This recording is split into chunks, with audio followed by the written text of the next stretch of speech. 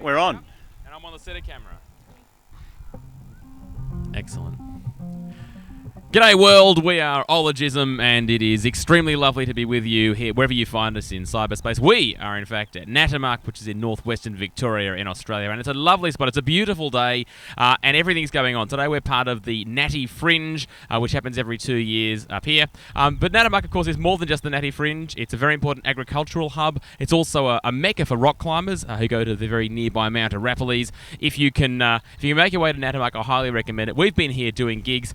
We've been rocking the place around, and we've been talking science. Daz, help me. Talking science, and not only about science, we'd like to do a bit of weaving and crochet there on the bridge. That's pretty exciting as well. It's beautiful. It excited me so much I got into a bit of a cold sweat, and I had to go have a shower. Luckily, there's lots of water here in Natimuk, but in some places of the world, there's not. Some places you have water restrictions, and that's, you can't have showers that often. So some clever scientists at CSIRO have developed what they call the air shower. The air shower uses 50% less water, which is a very huge saving. How do they do that? What they do is they encapsulate the water coming out of the shower head.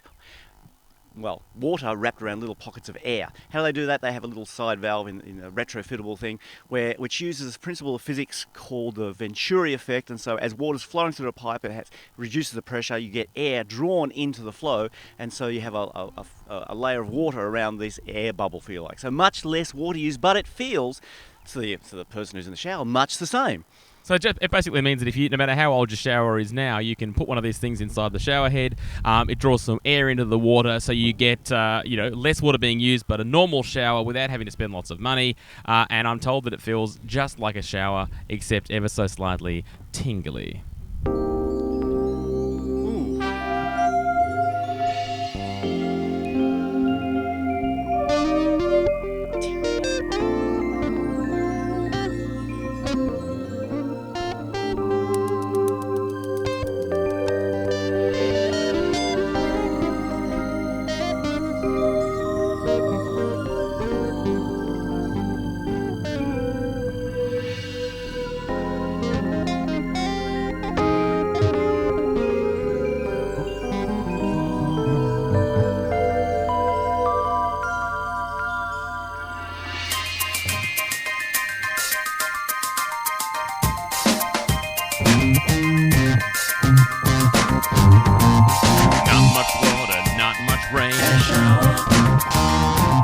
Using less should be the aim. Limited precipitation, such a very rainless place. Air shower. Less use of your shower rose. Air shower. Even if you're on the nose. Air shower. Level 25 restrictions, not much rain is the prediction. Air shower.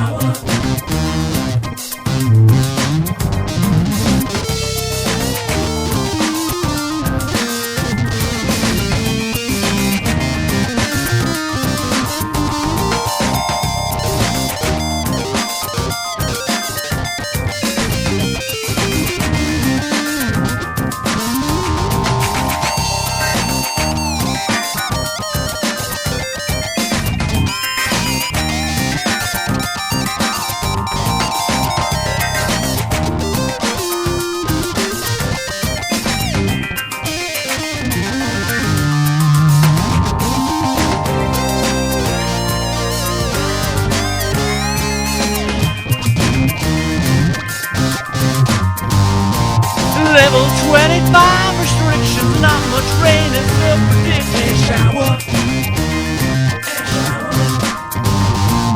Not much water in the well, but there's no need for you to smell. Air shower. Air shower.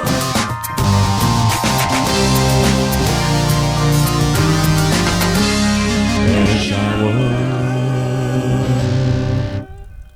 Excellent. Now, I mentioned that this is an agricultural part of the world, and these are the parts of the world, wherever you might be, that are responsible for making our food. And that makes them extraordinarily important. But of course, it's not just about them making food. There's a whole bunch of nature that has to go on, and one of the most important parts of the nature stuff that has to happen for us to get the food we have is bees, because bees pollinate the plants that either feed other animals or, in fact, that make the fruit that we need to eat. The problem is that makes us very vulnerable if the bees are ever in any kind of trouble. Yes, in fact, if any food you're sort of eating there, 1 in every 3 bites of food has been pollinated by a bee, and they get pollen by other things, whether it be birds and ants and other things. But bees, in some parts of the world, are actually going missing. They're flying out, but just not returning to the hive. They have a name for this. It's called Colony Collapse Disorder, CCD. They're not entirely sure why it's happening, whether it be urbanisation, use of pesticides, changing, whatever it's changing. The bees just seem to be disoriented and not coming back, decimating the hives. Up to 90% of it's gone missing, doesn't come back. Big problems if you want to keep up the food supply. That's exactly right. So we need to try and understand what it is that's upsetting the bees so that we can stop them disappearing. So when they fly away, they're actually coming back with pollen and not just disappearing entirely. Eventually, as we said at the start, this comes down to us. It comes down to us having food to eat. So it's important that we look after our bees, because without them, we would be dead.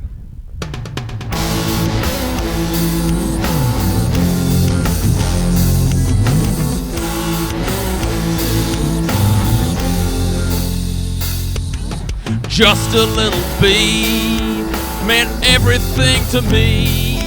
They say that if you love them, you should set them free. For weeks now I have waited, my flowers are vacated. Without my little bee, they just won't get pollinated. I feel half alive without him in my hive, but now he's buzzed off.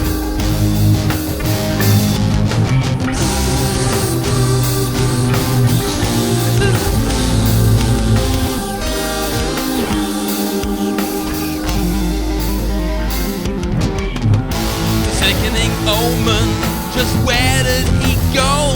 And I miss him from his antenna to his abdomen. What's the point of me without my honeybee? My heart and hive are weeping from this CCD. I feel half alive without him in my hive, but now he's buzzed off. Yeah, he's buzzed off.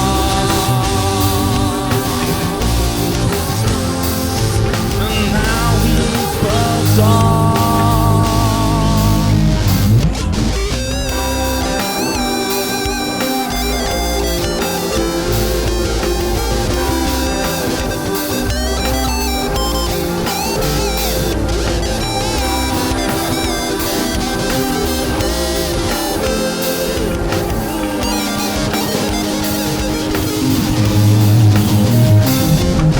I feel half alive without him in my hive, but now he's buzzed off. Yeah, he's buzzed off. I feel half alive without him in my hive, but now he's buzzed off. Yeah, he's buzzed off.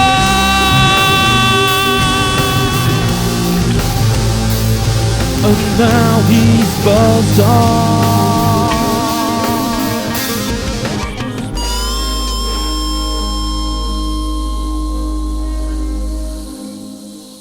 Well, there it was, folks. We have been Ologism. We've been here at Natimuk at the NatiFrinj, and it's been entirely awesome. Thank you so much for joining us wherever you might be in the world, and whenever you might be in the world, in fact. If you want to find out more about Ologism, you can find us at ologism.com. We're also on Facebook at facebook.com/ologismband. We'd love to hear from you, and we'd love you to know that you are out there enjoying our stuff online. Have a charming life and a wonderful future. Good evening, good night, and good morning.